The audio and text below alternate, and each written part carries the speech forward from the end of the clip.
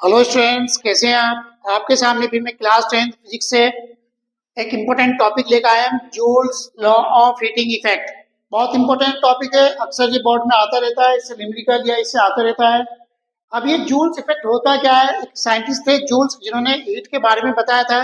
देखिए, किसी भी कंडक्टर के अंदर जब कंडक्टर के अंदर आपका इलेक्ट्रॉन फ्लो होता है, तो जब इलेक्ट्रॉन फ्लो होता है तो वो बॉडी क्या करने लगती है? हीट करने लगती है। जैसे सपोज करिए आपका एक मोबाइल है, मोबाइल आपका डाउन था, आपने चार्जिंग पे लगा दिया। आपका लैपटॉप है, आपका लैपटॉप डाउन था, आपने वो भी चार्जिंग पे लगा दिया। जब आपने एक दो घंटे के बाद देखा, अपना मोबाइल निकाल कर टच करके देखा, तो मोबाइल भी आपका स्टूडेंट्स कैसा हो गया? गर्म हो गया, हीट हो गई, उसके अंदर भी हीट अप करने लगा। और कुछ फिर आपने लैपटॉप देखा तो लैपटॉप भी आपका हीट हो गया, चार्जर टच करके देखा तो चार्ज भी टच हो गया। ये जो जूल्स ने बताया था, जो हीटिंग इफेक्ट होता है, ये सिर्फ हम क्या कर सकते हैं? फील कर सकते हैं, सिर्फ टच कर सकते हैं, देख तो हम नहीं सकते। आखिरकार अब ये गर्म होते क्यों है? आखिरकार ये गर्म होते क्यों है आपके पास? क्योंकि हम ये जानते हैं, किसी भी कंडक्टर के अंदर जब इलेक्ट्रॉन चलते हैं तो इलेक्ट्रॉन क्या होते हैं? आपस में कोलाइड करते हैं, और जितना ज्यादा कोलाइड करेंगे उतना ही ज्यादा रेजिस्टेंस उसके अंदर पैदा हो जाता है, उतना ही ज्यादा रेजिस्टेंस उसके अंदर बनेगा आपके पास। तो ये इलेक्ट्रॉन जो होते हैं, आपस में इलेक्ट्रॉन से इलेक्ट्रॉन भी कोलाइड करते हैं। इलेक्ट्रॉन आपके कंडक्टर से भी कोलाइड करेंगे, यानी कि टकराएंगे, और इलेक्ट्रॉन उसके कंडक्टर के एटम से भी टकराएंगे। तो उसकी वजह से क्या होता है? इलेक्ट्रॉन जब आपस में टकराते हैं, कोलाइड करते हैं, तो उनकी जो काइनेटिक, क्योंकि इलेक्ट्रॉन जो होता है अपनी काइनेटिक एनर्जी से चलता है, तो उनकी जो काइनेटिक एनर्जी होती है वो टकराने की वजह से क्या होता है? वे आपकी हीट में कन्वर्ट हो जाती है। सपोज करिए आपने एक कंडक्टर ले लिया, हमने सपोज करिए कंडक्टर लिया है, और इस कंडक्टर के अंदर क्या है? बहुत सारे इलेक्ट्रॉन भरे हैं आपके पास, ये बहुत सारे इलेक्ट्रॉन है आपके पास, ये इलेक्ट्रॉन है। और यहाँ पे इसे हमने एक लाकर क्या काम करा? हमने एक पोटेंशियल दे दिया, एक बैटरी है, हमने सेल से इसको कनेक्ट कर दिया। ये पॉजिटिव टर्मिनल, ये निगेटिव टर्मिनल, ये पॉजिटिव और ये निगेटिव टर्मिनल। अब इलेक्ट्रॉन जो होते हैं उसके अंदर क्या पाई जाती है? वेलोसिटी पाई जाती है। जब इलेक्ट्रॉन के अंदर वेलोसिटी पाई जाती है, तो इलेक्ट्रॉन जो चलते हैं उसके अंदर, जब इलेक्ट्रॉन चलता है तो उसके अंदर जो एनर्जी पाई जाती है वो काइनेटिक एनर्जी पाई जाती है। काइनेटिक एनर्जी कितनी होती है? हाफ एम वी स्क्वायर, ये काइनेटिक एनर्जी पाई जाती है। अब इलेक्ट्रॉन इलेक्ट्रॉन से कोलाइड करेगा, यानी कि ये इलेक्ट्रॉन इससे टकराएगा, ये इलेक्ट्रॉन इससे टकराएगा, ये इलेक्ट्रॉन ऐसे आपस में क्या करेंगे? कोलाइड करना शुरू करेंगे, यानी कि टकराएंगे। और जब इनका कोलाइड होगा, यानी कि इनका कोलिजन होगा, आपस में टकराएंगे, तो इनकी जो काइनेटिक एनर्जी होती है, जो काइनेटिक एनर्जी होती है स्टूडेंट्स हमारे पास, ये काइनेटिक एनर्जी कन्वर्ट हो जाती है हमारे पास हीट एनर्जी में। काय में कन्वर्ट हो जाती है? हीट एनर्जी में। इसलिए किसी भी बॉडी को जब आप चार्जिंग पर लगा देते हैं, यानी कि उसको एक्सटर्नल एनर्जी देते हैं, तो वो बॉडी कुछ टाइम के बाद क्या हो जाती है? आपकी हीट हो जाती है। जैसे आपका लैपटॉप लैपटॉप हीट हो जाएगा। पर इस जो हीटअप हुआ है, जो चार्जर या लैपटॉप या मोबाइल हीट हुआ है, तो इस एनर्जी को हम नेचुरल रूप से यूज नहीं कर पाते। जैसे सपोज करो आपका लैपटॉप है, अगर मैं कहूँ कि लैपटॉप पे जो है आप एक फ्राई कर दीजिएगा रख के, क्योंकि हीट हो रहा है, पर आप इम्पॉसिबल फ्राई नहीं हो सकता उसके ऊपर आपका। पर हाँ, कुछ ऐसे इलेक्ट्रिक इंस्ट्रूमेंट होते हैं, कुछ ऐसे इलेक्ट्रिक डिवाइस होती हैं जिनका यूज हम हीटिंग इफेक्ट करा के कर लेते हैं। जैसे सपोज करिए आपके पास होता है टोस्टर। अब टोस्टर का वर्क क्या होता है? टोस्टर में हम क्या होता है? एक ब्रेड रखते हैं, और ब्रेड को वो गर्म कर देता है। अब उसके अंदर इलेक्ट्रिसिटी तो आती नहीं, इलेक्ट्रिसिटी तो आती नहीं, क्या होता है? हीट आती है। उस हीटिंग इफेक्ट की वजह से वह आपका जो ब्रेड होता है वो गर्म हो जाता है। जैसे आपकी प्रेस होती है आयरन, जिसे हम इस्त्री बोलते हैं, तो कपड़ों पे जब हम प्रेस करते हैं, तो ये तो नहीं एक इलेक्ट्रिसिटी आती है, क्योंकि हीट आती है। और हीट क्या करती है? उस कपड़ों की जो सिलवटें होती है उनको दूर कर देती है। तो कुछ डिवाइस का यूज करके हम इस हीट का यूज भी कर लेते हैं, यानी कुछ डिवाइस ऐसी हैं जिससे हम हीट उसके अंदर डेवलप करा के, हीट पैदा करके, और उस हीट का हम यूज कर लेते हैं। पर हर जगह इस हीट का यूज नहीं हो पाता। तो इसी को हम क्या बोलते हैं? जूल्स लॉ कहते हैं। क्या कहते हैं? Joules law. अब इसके अंदर जितने ज्यादा इलेक्ट्रॉन तेज भागेगा, यानी कि जितना ज्यादा आप करंट देंगे उतनी तेजी से इलेक्ट्रॉन भागेंगे, और इलेक्ट्रॉन जब भागते हैं वो बहुत ज्यादा इलेक्ट्रॉन जब उसके अंदर हो जाते हैं तो आपस में कोलाइड करते हैं। जब वे इलेक्ट्रॉन आपस में कोलाइड करते हैं, तो इनके कोलिजन करते हैं आपके पास। जब इनका कोलिजन होता है आपके पास, तो कोलिजन से क्या बनता है आपके पास? रेजिस्टेंस बनता है। क्या बनता है बच्चों?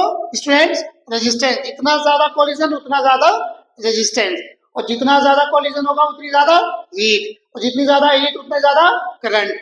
यानी कि आपके पास जो हुआ, जूल्स लॉ ने ये कहा कि जो हीट होती है वो डायरेक्टली प्रोपोर्शनल होती है रेजिस्टेंस के। यहाँ से हमारे पास एक इक्वेशन फर्स्ट हो जाएगी। तो हमने क्या बताया कि जितने ज्यादा इलेक्ट्रॉन होते हैं, जितनी ज्यादा स्पीड से चलते हैं, उतनी तेजी से वो क्या करते हैं? कोलिजन करते हैं, आपस में टकराते हैं। और जितने ज्यादा कोलिजन करते हैं उतने ही ज्यादा उनका रेजिस्टेंस उसके अंदर डेवलप्ड हो जाता है। अब रेजिस्टेंस भी तो यही से बनता है, इलेक्ट्रॉन इलेक्ट्रॉन से टकराता है, इलेक्ट्रॉन आयन से टकराता है, इलेक्ट्रॉन कंडक्टर से टकराता है, इलेक्ट्रॉन एटम से टकराता है। इनके टकराव से ही आपका क्या बनता है, इसके अंदर रेजिस्टेंस बनता है। और आप जानते हैं जितना ज्यादा रेजिस्टेंस होता है उतना ही वायर के अंदर जो करंट फ्लो होता है उसको रोकने की भी कोशिश करता है आपके पास।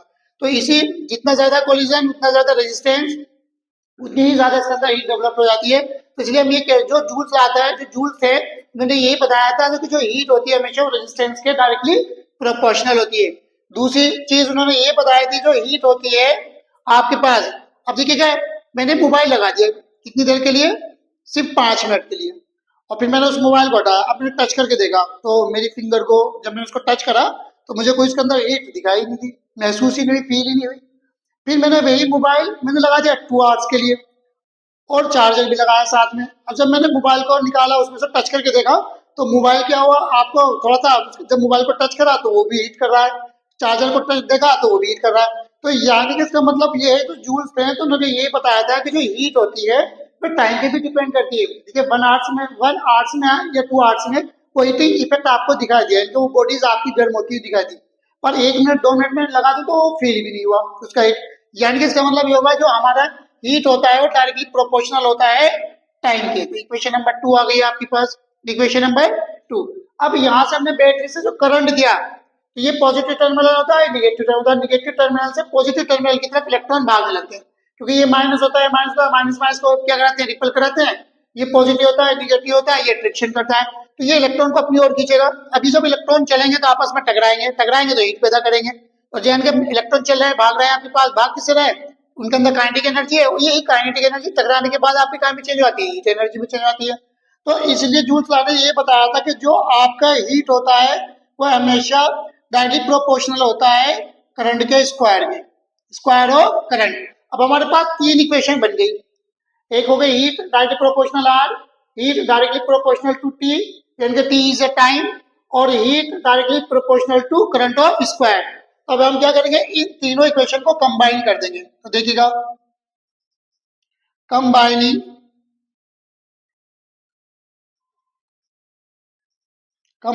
इक्वेशन नंबर 1 2 1 2 एंड 3, तीनों को मिला दीजिएगा, मिक्स कर दीजिएगा। तो देखिएगा H directly proportional to R into T into I square. ठीक है, तो H equals to H directly proportional, ये आ गया आपके पास आई स्क्वायर आर टी, तो ये बनता है आपके पास जूल्स लॉ। तो यहाँ से प्रोपोर्शनल की मार्क हटा देंगे तो ये के हो जाएगा, ये हो जाएगा के आई स्क्वायर आर टी, और यहाँ पे हम जानते हैं इसकी जो वैल्यू होती है वो 1 मान ली जाती है, इनके 1 यूनिट मान लेते हैं। कितने यूनिट मान लेते हैं, 1 यूनिट, क्योंकि के क्या होता है यहाँ पे एक कांस्टेंट होता है आपके पास, और जिसको हम 1 यूनिट मान के चलते हैं। तो इसलिए आपके पास एच बराबर कितना हो गया, आई स्क्वायर आर टी आ गया। देखिए ये हमारे पास होता है joules law, this is a joules law. ये इक्वेशन रिप्रेजेंट करती है कि ये एक जूल्स लॉ है, और ये हमारे पास एक हीटिंग इफेक्ट होता है जिसे हम जूल्स लॉ कहते हैं, एच बराबर आई स्क्वायर आर टी, ये आपके पास जूल्स लॉ होता है। अब हमारे पास इसी से क्वेश्चन है, in the given circuit find the total resistance of the network of the register. Second part है स्टूडेंट्स हमारे पास, थ्रो करंट थ्रो एमीटर ए, यानी एमीटर ए में कितना करंट आ रहा है आपके पास, और सी पॉइंट हमारे पास potential difference across 3 ohm and 4 ohm resistor. अब देखिए हमारे पास एक सर्किट बना है स्टूडेंट्स, ये इस सर्किट में क्या है हमारे पास, देखिए 4 ओम 2 ओम के 2 रजिस्टर्स यहाँ पे दे रखे हैं, 3 ओम के 2 रजिस्टर्स यहाँ पे हैं, और इस सर्किट को हमने एक 6 वोल्ट की बैटरी से कनेक्ट कर दिया है। और यहाँ पे क्या लगा है, जो एमीटर होता है हमेशा वो सीरीज में लगा होता है, यहाँ पे एमीटर लगा है आपके पास। एमीटर क्या रिप्रेजेंट करता है, आपको करंट बताया गया, यानी कि करंट कितनी स्पीड से भाग रहा है। जो एमीटर होता है, जो एम्पियर होता है, तो एम्पियर का मतलब ये होता है जो इलेक्ट्रॉन भागते हैं उनकी स्पीड को नोट करता है वो, कि कितनी स्पीड से भाग रहा है, उसकी जो स्पीड होती है उसको हम कहाँ से रिप्रेजेंट करते हैं, एम्पियर से रिप्रेजेंट करते हैं बस। 3 ampere 4 ampere 5 ampere 10 ampere 40 ampere, ये क्या होती है, इलेक्ट्रॉन की अपनी एक स्पीड होती है, उस इलेक्ट्रॉन की स्पीड को हम एम्पियर से रिप्रेजेंट करते हैं, कि एम्पियर से मेजर करते हैं कि इलेक्ट्रॉन किस स्पीड से भाग रहा है आपके पास। तो यहाँ पर हम देखेंगे, सबसे पहले देखेंगे total resistance of the network of the resistors, यानी कि इस जो सर्किट दे रखा है इसके अंदर टोटल रेजिस्टेंस कितना है। सबसे पहले हम ये फाइंड करेंगे, देखिएगा इसका सोल्यूशन देखते हैं अब। सोल्यूशन, तो फर्स्ट पार्ट देखेंगे ए, तो यहाँ पे देखिएगा, देखिए यहाँ से करंट आई आया आपके पास, ये थोड़ा सा इस पे ध्यान दीजिएगा। यहाँ से करंट आई है, यहाँ पे करंट आया आपके पास। अब ये दो वायर है, एक बार ये है आपके पास और एक बार ये स्टूडेंट्स आपके पास दो वायर है। अब यहाँ पे क्या होगा, करंट आपका डिवाइड हो जाएगा भाई। यहाँ पे तो करंट हो जाएगा I1 और यहाँ पे करंट हो जाएगा आपके पास I2। यानी कि इस वायर, यहाँ पे इस वाले टर्मिनल पे आके आपका करंट क्या हो गया, डिवाइड। यानी कि इस वायर में करंट चला गया आपके पास I1 और इस वाले वायर में स्टूडेंट्स आपका करंट चला गया I2। अब जब ये कंडीशन बन जाती है तो ये दोनों एक साथ जुड़े हैं, तो ये दोनों कारण होगा सीरीज को भी। जो I1 करंट यहाँ होगा वो I1 करंट इसके लिए भी होगा, I2 करंट यहाँ पर है तो 3 ओम के लिए भी I2 होगा और 3 ओम के लिए भी I2 करंट होगा। तो यानी कि 4 ओम 2 ओम ये भी सीरीज में बन गया आपके पास और ये बन गया 3 ओम और 3 ओम ये भी सीरीज में बन गया आपके पास। तो यहाँ पे लिखेंगे हम 4 ओम 2 ओम आर इन, देखिएगा आर इन सीरीज। और ये सीरीज में है तो मैं R1 फाइंड कर लेता हूँ उसको। तो कितना हो जाएगा, दोनों को प्लस कर देंगे, 4 + 2 = 6 ओम। तो इसमें 6 ओम आ गया आपके पास। इसी तरीके से स्टूडेंट हम यहाँ पे देखेंगे, ये दोनों भी सीरीज में, क्योंकि यहाँ पे करंट डिवाइड हुआ पर जब I2 चलेगा तो दोनों रेजिस्टर्स के अंदर सेम चलेगा आपके पास। तो यहाँ पे हम देखेंगे 3 ओम 3 ओम आर इन सीरीज, ये भी सीरीज में आपके पास। इसको मैं R2 मान लेता हूँ स्टूडेंट्स। तो कितना हो जाएगा, ये 3 + 3 = 6 ओम। तो अगर आप देखेंगे तो इसका डायग्राम कैसे बन चुका है स्टूडेंट्स आपका, अब इसका डायग्राम इस टाइप से बन चुका है। यानी कि ये दोनों मिक्स होकर एक बन जाएंगे और ये भी दोनों मिक्स होकर एक बन जाएंगे आपके पास। तो ये आपके पास बन जाएगा, देखिएगा स्टूडेंट्स, ये एम्पियर हो जाएगा आपके पास। ये आ गया आपके पास, ये 6 वोल्ट की बैटरी हो गई, ये प्लस टर्मिनल, ये निगेटिव टर्मिनल। अब ये जो था इन दोनों का कितना हो गया, ये बन गया 6 ओम का और ये भी आपके पास कितना का आ गया, ये भी 6 ओम का हो गया। यहाँ पे करंट I1 है, यहाँ पे करंट I2 है, यहाँ से करंट IR आएगी और यहाँ से करंट I बन के, यानी कि यहाँ से दोनों करंट आएगी और दोनों कैसी करंट बन जाएंगे आपके पास, ये I करंट बन जाएगी और ये कंटिन्यूस चलती रहेगी सर्किट के अंदर आपके पास स्टूडेंट्स। अब हम देखते हैं यहाँ से करंट आई और ये दोनों क्या हुआ बेटा, करंट डिवाइड हो गई। तो जहां पे करंट डिवाइड हो जाती है तो उसको हम बोलते हैं ये पैरेलल है, पैरेलल कॉम्बिनेशन है। तो इसका मतलब क्या हुआ, 6 ओम और 6 ओम दोनों एक कैसे हो गए आपके स्टूडेंट्स, ये स्टूडेंट्स हो गए आपके पैरेलल कॉम्बिनेशन में।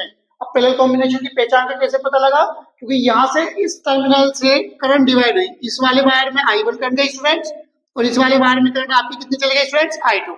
तो ये क्या हो गई आपकी, डिवाइड हो गई करंट। अब लिखेंगे आप इसमें 6 ओम 6 ओम आर इन पैरेलल। अब ये पैरेलल में चले गए तो देखिएगा पैरेलल का फॉर्मूला होता है 1/R = 1/R1 + 1/R2। तो देखिएगा स्टूडेंट्स 1/R = 1/6 + 1/6। तो हम देखते हैं स्टूडेंट्स का सेम एलसीएम कितना जाएगा, 6, 1 + 1 1/R। तो देखिएगा स्टूडेंट्स 1/R = 1 + 1 2 हो जाएगा, ये हो जाएगा 2/6। तो 2 1 2 2 3 6 1/R = 1/3। अब हम क्या करेंगे स्टूडेंट्स, इसका रेसिप्रोकल कर लेंगे। देखिएगा तो R = कितना हो जाएगा, इसका 3 हो जाएगा। तो हमारे पास 3 ओम आ गई, यानी कि इस सर्किट के अंदर टोटल जो रेजिस्टेंस है वो कितना है स्टूडेंट्स, हमारे पास 3 ओम का रेजिस्टेंस है। कितने ओम का है, 3 ओम का। तो पहला हमारा निकल चुका है 3 ओम का। और उसने पूछा करंट थ्रो एमीटर ए, यानी कि एमीटर ए में करंट कितनी फ्लो हो रही है आपके पास। अब इस सर्किट के अंदर जो टोटल करंट है वो फाइंड करते हैं हम। देखिएगा स्टूडेंट्स, जो इस एमीटर है, इस एमीटर के अंदर कितनी करंट आपकी फ्लो हो रही है, इसको हम यहाँ पे सोल्व करेंगे। देखिएगा अब बी पार्ट देखिएगा स्टूडेंट्स, इसको देखिए R = कितनी आ गया, टोटल रेजिस्टेंस कितना आ गया स्टूडेंट्स हमारे पास, 3 ओम का। और हमारे पास जो वोल्टेज है वो कितनी है, 6 वोल्ट की बैटरी लगा रखी है हमने यहाँ पर। तो ये हमारे पास वोल्टेज हो गया 6 वोल्ट का। ये स्टूडेंट्स हमें क्या फाइंड करना है, आई फाइंड करना है। उसने पूछा इस रेजिस्टेंस के अंदर, सॉरी इस सर्किट के अंदर कितने एम्पियर की करंट फ्लो हो रही है, क्योंकि एम्पियर का की रीडिंग करता है, करंट की रीडिंग करता है। तो यहाँ पे हमें करंट निकालना है, तो करंट निकालने के लिए हम क्या लगाएंगे, ओम्स लॉ। तो V = कितना हो जाएगा, IR। यहाँ से हम I निकालेंगे तो V/R। अब हम देखते हैं V की वैल्यू कितनी है स्टूडेंट्स हमारे पास, 6 और R की वैल्यू कितनी हो गई, 3। 3 1 3 3 2 6 तो कितने एम्पीयर की करंट आ गई स्टूडेंट्स हमारे पास? 2 एम्पीयर की करंट आ गई। यानी कि हमारे पास जो सर्किट है, इस सर्किट के अंदर जो टोटल करंट फ्लो हो रही है वो कितनी एम्पीयर की करंट फ्लो हो रही है? 2 एम्पीयर की करंट फ्लो हो रही है। अब हमारे पास स्टूडेंट्स तीसरा पार्ट है potential difference across 3 ohm and 4 ओम। तो उसने पूछा है कि 4 ओम और 3 ओम में कितना पोटेंशियल होगा, ये पूछना चाह रहा। देखिएगा सी पार्ट में पूछना चाह रहा है कितना पोटेंशियल होगा आपके पास। सही है, देखिएगा अब यहाँ पे हमारे पास कितना ओम का है? 4 ओम का है। यहाँ पे करंट कितनी है? I1 है। तो यहाँ से आपको पहले I1 करंट फाइंड करनी पड़ेगी और यहाँ से I2 करंट फाइंड करनी पड़ेगी। तो देखिएगा पहले हम निकालते हैं I1। तो I1 कितना हो जाएगा? V upon R1। R1 हो जाएगा, ये R1 है, ये R2 है आपके पास। तो देखिएगा यहाँ पे तो V की वैल्यू कितनी हो जाएगी हमारे पास? I1 इक्वल्स टू V की वैल्यू कितनी है हमारे पास? 6 और R1 की वैल्यू कितनी हो गई? 4। तो 2 2 जा 4, 2 3 जा 6 इक्वल्स टू 1.5 एम्पियर।